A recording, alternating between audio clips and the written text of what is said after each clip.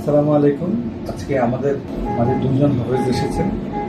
তো হাফেজ সাহেব করোনোস্কোপি অনেকদিন করবেন বলে অনেক চিন্তা ভাবনা করতেছিলেন। তার মূলত পায়খানার সাথে রক্ত যেত এবং পায়খানা করার সময় থেকে বেরোতে আসতো। তিনি খুব আতঙ্কে ছিলেন যে পরীক্ষার রিপোর্টে কী আসে। পরীক্ষা নিয়ে তেমনটা ভয় পান নাই, কিন্তু তারপর উনি গল্প করতে করতে আমাদের সাথে করোনোস্কোপি করে ফেলছেন, তাই না? জি আলহামদুলিল্লাহ। কি কোনো ব্যথা পেয়েছেন?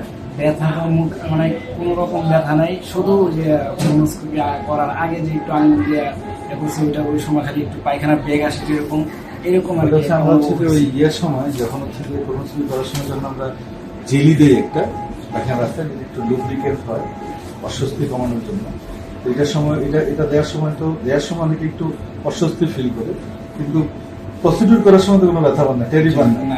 গল্প করছেন নাকি? জি জি আলহামদুলিল্লাহ। সবচেয়ে বড় কথা হচ্ছে ধরেন এটা রিপোর্টটা আমার সব নর্মাল আছে। আমি এটা নিয়ে খুব চিন্তিত, প্রায় আমার 7 থেকে 8 বছর যাবত এই হ্যামোরয়েড সবসময় এটা নিয়ে সবসময় দুশ্চিন্তা করতাম। আমি ইউটিউবে চার্জ করতাম, আমি গুগল করতাম, অনেক কিছু। তো এইগুলো দেখতে একটা করোনোস্কোপি করে ফেললেই তো আপনি অ্যান্সার পেয়ে যেতেন। আজকে যেরকম অ্যান্সার পেয়েছেন, করোনোস্কোপির জন্য আমি আরেক জায়গায় দেখাইছিলাম আর কি, বল মানে ওই জন্য আর কি বিদায় দিয়ে দিচ্ছি। তারপরে আমি ইউটিউব ফেসবুক হাফিজ সাহেবের একটা ভিডিও, ওইটা আমার আমাদের এখানে হাফিজ সাহেবরাও আসে, ঠিক আছে, আমাদের উপর আস্থা রাখে। যারা হাফেজ আছে তারা আস্থা রাখে, আগে থেকেই রাখে, তা আপনিও আস্থা রাখেন। যেটা হচ্ছে যে অনেকে পায়খানা রক্ত গেলে এটা অবশ্যই করোনোস্কোপি করে নিশ্চিত হয়ে যাওয়া উচিত। যেমন আপনারটা তো আপনি নিজেই দেখলেন করোনোস্কোপি করার সময়, টার্মিনাল আইলিয়ামে যখন গেলেন তখন চালের মতো এগুলো দেখলেন, তাই না? জি। তারপর পুরা করোনোস্কোপি করার সময় গল্প করতেছিলেন, জি স্যার এটা আমার এতদিন ধরে এইটা। তো যেটা হচ্ছে এইটা অনেকে ভয় পায়, অনেকেই করতে খুব ভয় পায় করোনোস্কোপি শুনলেই ভয়ঙ্কর একটা ইয়ে। এবং হচ্ছে আমাদের যে পানি দিয়ে করোনোস্কোপি করি, এবং দেখছেন তো কি করে ক্রিস্টাল ক্লিয়ার দেখা যায়। এই টেকনোলজি এবং হচ্ছে যে টেকনোলজি হচ্ছে সবচেয়ে আধুনিক যন্ত্রপাতি, এবং টেকনিক যেভাবে আমরা করোনোস্কোপি করি টেকনিকটাই অন্যরকম, পানি দিয়ে করোনোস্কোপি করার টেকনিক। তো অনেকে আবার হচ্ছে যে বলে যে স্যার ইঞ্জেকশন দিয়ে তো ঘুম পাড়ায় করোনোস্কোপি করে, অনেক জায়গায় ওইটাও তো ব্যথা মুক্ত। কিন্তু ইঞ্জেকশন দিয়ে যদি ঘুম পাড়ায় তো অপারেশনও করা যায়, তখন তো হাত পা সব কেটে ফেলা যায়, এবং হচ্ছে তখন তো রোগীরা কিন্তু টেরই পাবে না। এবং যে যদি খাদ্যনালী ছিদ্র হয়ে যায় তখনও কিন্তু রোগীরা কোনো টের পাবে না। এই যে আপনি যখন করোনোস্কোপি করার সময় আপনি একটু অস্বস্তি ফিল করছেন, সাথে কিন্তু বলছেন স্যার আমার কিন্তু একটু চাপ লাগতেছে, খেয়াল করছেন তো?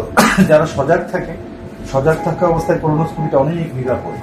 এক হচ্ছে অ্যানেস্থেসিয়ার কোনো কমপ্লিকেশন হলো না, কারণ অ্যানেস্থেসিয়ার সবাই ভয় পায় না। এই ঘুম পাড়ালে যদি ঘুম না ওঠে আবার এটা একটা রিস্ক, এটা এই জন্য আমরা অনেক পরীক্ষা করি অ্যানেস্থেসিয়ার। আর জিনিসটা হচ্ছে যে এই যে আপনি নিজে দেখলেন, অনেক বেশি সচেতন হয়ে গেলেন। রোগটা যদি রোগীরা বোঝে তাহলে চিকিৎসা করা আমাদের জন্য অনেক সহজ। আমাদের সবার জন্য দোয়া করবেন, আপনি দেশের সবার জন্য দোয়া করবেন, কেউ যেন কোলন ক্যান্সারে মারা না যায়, সবাই যেন সচেতন হয় এবং আগে যেন পরীক্ষা নিরীক্ষা করে, এবং সবাই যেন সুস্থ থাকে। আমরা চাই কেউ আমাদের কাছে না আসুক, ঠিক আছে?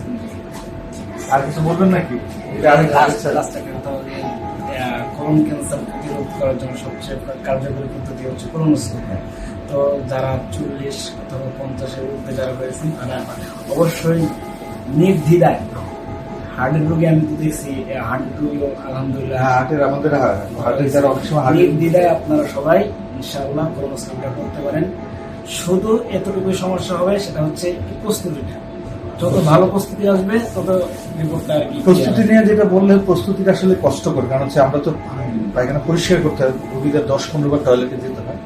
তো এইগুলোতে আপনি তো ইয়াং, কিন্তু আমরা হচ্ছে প্রেগনেন্সিতেও কিন্তু প্রেগনেন্সিতে অনেকে করোনোস্কোপি করতে চায় না, আমরা তো প্রেগনেন্সিতেও করোনোস্কোপি করি, কারণ এই পদ্ধতি অনেক নিরাপদ। 1 2 হচ্ছে যে অনেক সময় বয়স অনেক বেশি হলে হার্টের সমস্যা থাকে, প্রেশার নিয়ন্ত্রণে থাকে না, ডায়াবেটিস আনকন্ট্রোল, এই ধরনের পেশেন্টদের অ্যানেস্থেসিয়া দেয় কিন্তু খুবই রিস্কি, ঘুম পাড়ায় করা। তো ওই রোগীদের ক্ষেত্রে কিন্তু এই পদ্ধতিটা খুবই ভালো, যে কোনো ধরনের ব্যথা হয় না, অ্যানেস্থেসিয়ার কোনো রিস্ক নাই, রোগীর উপর খুব স্ট্রেস কম করে। কিন্তু তখন প্রস্তুতিটা আমরা এই ধরনের রোগীদের ক্ষেত্রে ভর্তি করে করাই। আপনি যেরকম 1 দিন 2 দিনই করে ফেলছেন, ওইটা হচ্ছে আমরা একটু সময় নিয়ে করি, যেন রোগীদের কষ্টটা কম হয়, রোগীরা যেন খুব দুর্বল না হয়ে যায়। এই জন্য আমরা হাসপাতালে ভর্তি রেখে বিশেষ টেক কেয়ার করে আমাদের তত্ত্বাবধানে আমরা প্রস্তুতিটা করাই। যারা ইয়াং পেশেন্ট তাদের বলে আপনারা নিজেরা অর্ধেক করে আসবেন, বাকি অর্ধেকটা হাসপাতালে আমরা। আপনাকে অনেক ধন্যবাদ, ভালো থাকবেন। আসসালামু আলাইকুম।